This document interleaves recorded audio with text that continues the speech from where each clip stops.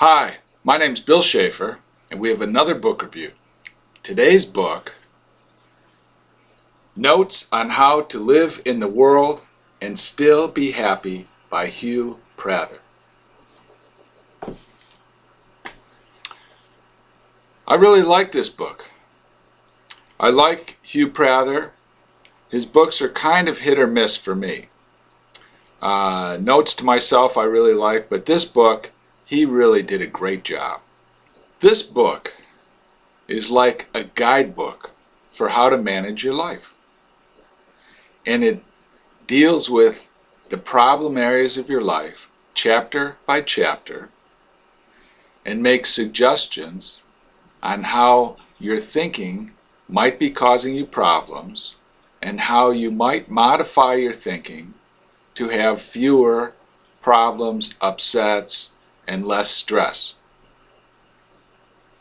And then at the end of every chapter, after he describes the scenario and his philosophy, he has exercises that you might try in your own life to adopt some of these principles so you can be happier, more effective, and more at peace in your life. It's a great idea. There's two basic ideas in here. He defines unhappiness as undisciplined, agitated, and above all scared. Having no integrity, no calm inner direction. It takes its cue from whatever problem is perceived to be for it now.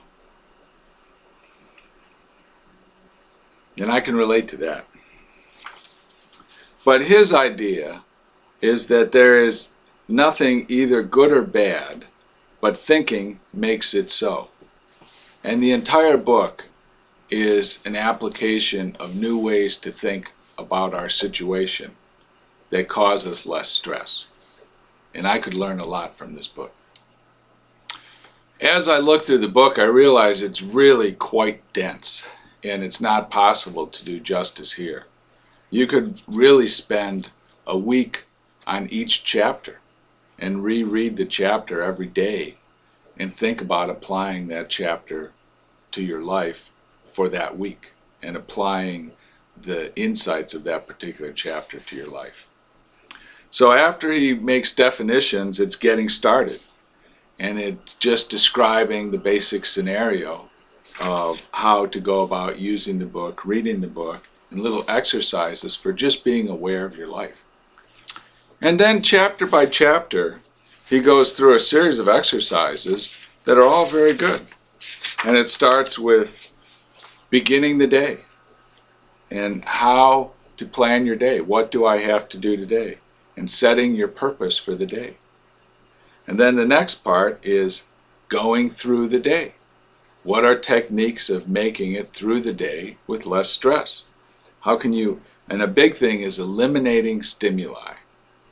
We're overstimulated, and this excess stimulation causes a lot of stress and confusion in our life. And we think we can get happiness by adding more complexity to our life, when really we just add more stress. Two things he talks about repeatedly also are the ego and how the use of the ego causes us problems.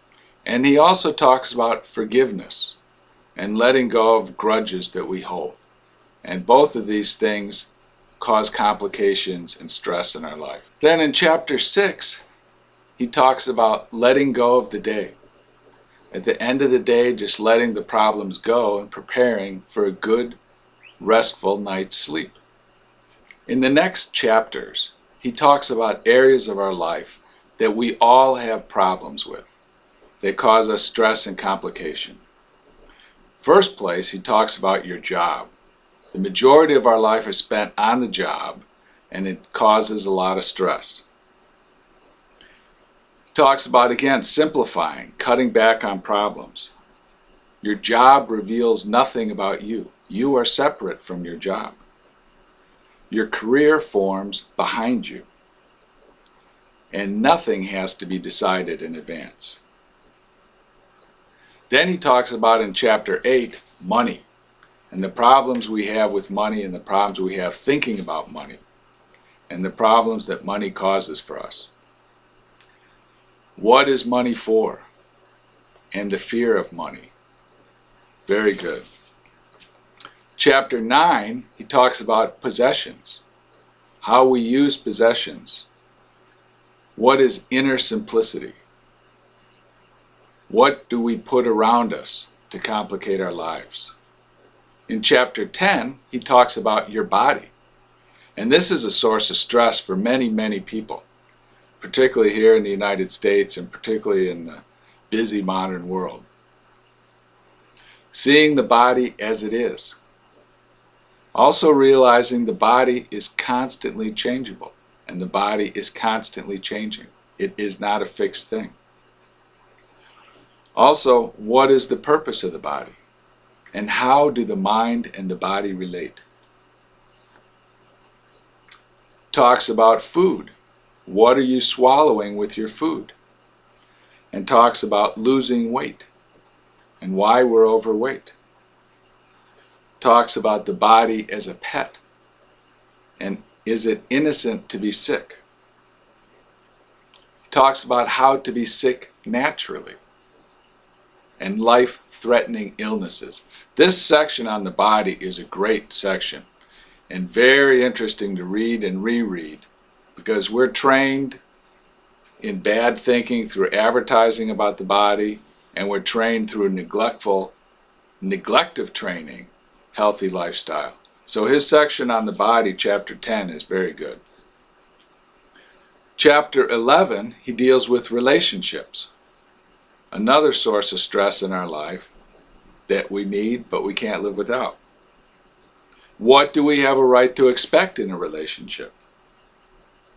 And a relationship can give us a gift only in the present. How to argue in peace. Never fight the ego. Knowledge of other egos. Giving in. What is a real relationship? Select your encounters with care. Again, this is a form of simplifying your life and choosing your relationships thoughtfully.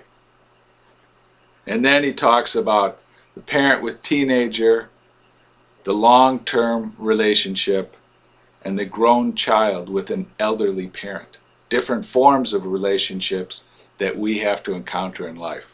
This is another great section. And these are the things that Hugh Prather is really good at.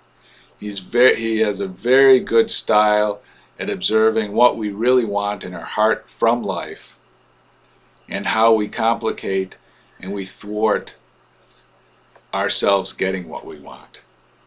And I really enjoy his gentle style and his gentle reminders of what's really important in life. And this section on relationships is very good also. And you could read it over and over. And finally, he concludes and summarizes the entire book. And the themes of the book would be simplicity, now, living in the present, gentleness, peace, forgiveness, humor, fearlessness, concentration, and trust. This book was written a while ago, but it is still very relevant because it speaks to the human condition. And Hugh Prather has done a great job at compiling a book that addresses some of the problem areas of our life and ideas how we can change our thinking to be less stressed about it and to live a happier and more full life. Therefore, if you're still examining your life and you're still growing and improving, I highly suggest you read Notes on How to Live in the World and Still Be Happy by Hugh Prather. Thank you, and leave your comments below.